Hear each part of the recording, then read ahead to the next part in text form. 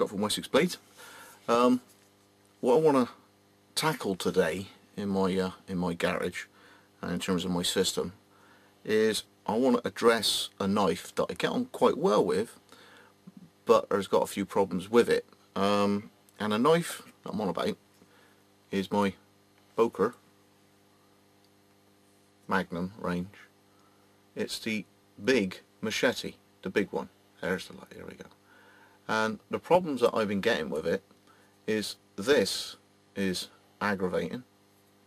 You try and hold it and all it does, I mean, even if I hold it like that, it just gets stuck in the web between your index finger and your thumb, and it's just a pain, a complete pain. Why it's there, I've no idea. As a ramp, as a guard, I don't get it. So I want to remove that, so that's not there. And then this end here, to me, doesn't really serve any purpose. I prefer something a bit more sweep to the bottom, a bit more of a clip. So what I'm proposing to do is that, to give me a sort of a Artac Boker sort of main blade, you know, those 9-inch ones they do, BKs, and that's the sort of profile I'm trying to end up with. So I'm going to literally just cut it off and see how we go.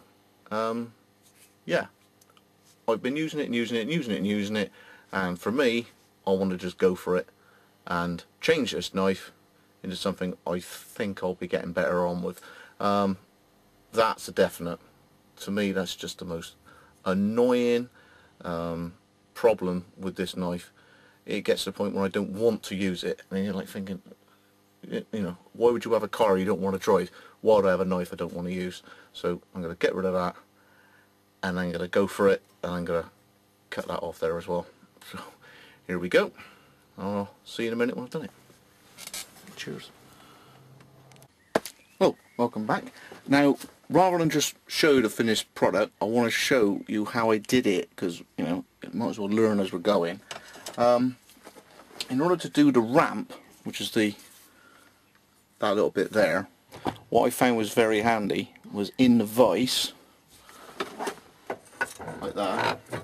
Obviously, when you're coming at it with the grinder, some of you will find it easier left-handed or right-handed, maybe coming from the top to seeing where the disc is for all the material to be shooting that way. Okay, so you might want to handle the ramp one side one way like that, and then rather than mess about with this way, turn it around in the vise. And then when I was actually cutting the clip off, doing this, it was far easier putting it into the vise that way, like that, and coming at it vertically. Because first of all, there's the cutter, when I was cutting it, all the spent was going down, all the waste was going down, and then I do literally one pass up, stop, turn it off, take a tea towel into a pot of water I've got here, and cool the damn thing down. This really isn't a job for the impatient. I'd say that took 25 to 30 passes to get through that without straining the grinder, and each time I went from the bottom to the top, I cooled it down again. Okay, now you really got to be careful. You've got the sharp edge of the knife here, the point there, you're reaching across. Okay, so keep your wits about you and don't rush it. I think that's the best advice I could say. Doing that job there, being that it's a finished knife, you don't want to mess up the temper, which is all the rainbowy, bluey and yellowy colours, which you'll see on the ground edge. So as you're pushing it up and down into it with the grinder wheel that way, don't press too hard. Just let the grinder spin freely and slowly grind it gently away. Turn it off, get some water on it, or even take it out of the vise and plunge it in a pot of water, because you cannot mess this up. Okay, so I'd say that to me was far easier than trying to grind it sideways that way. And then when I finished the top edge, I went with the flat wheel, which is that one there. You see that? When I'm finishing it off with this one, it was far easier in the vise right where I was working, because the blade was so long it was wobbling. So when I went over it with the flap wheel, the area I was working on, that was the area I had in the vise. And other than that, I'm quite pleased with this. Get some light on it and show you what we're doing. How about that there? I haven't got that horrible great lump. Imagine that lump there on your thumb every time you're trying to use it. It's just, no.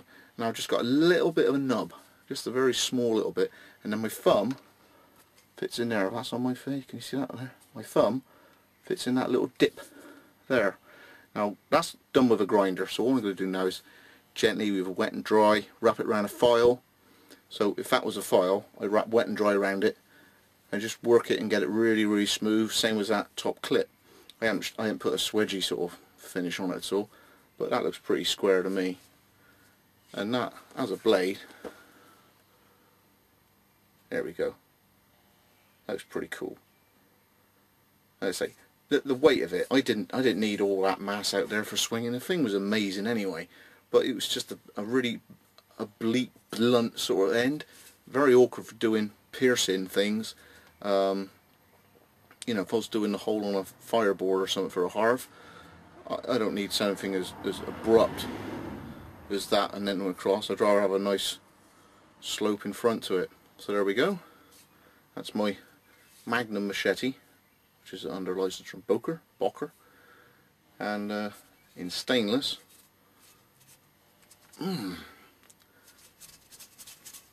great. Feels lighter, and I definitely choke up better now. My finger in that choil. Choil's this little part here, that little big scoop out, so your index finger would go into there. My thumb now goes into that little recess, or even above onto those little rampy teeth things there. And I got a lovely light 10, 11 inch, 12 inch knife now. So thanks for joining me again. I said I'd change it, didn't I?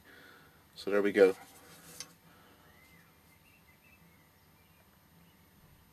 How's that?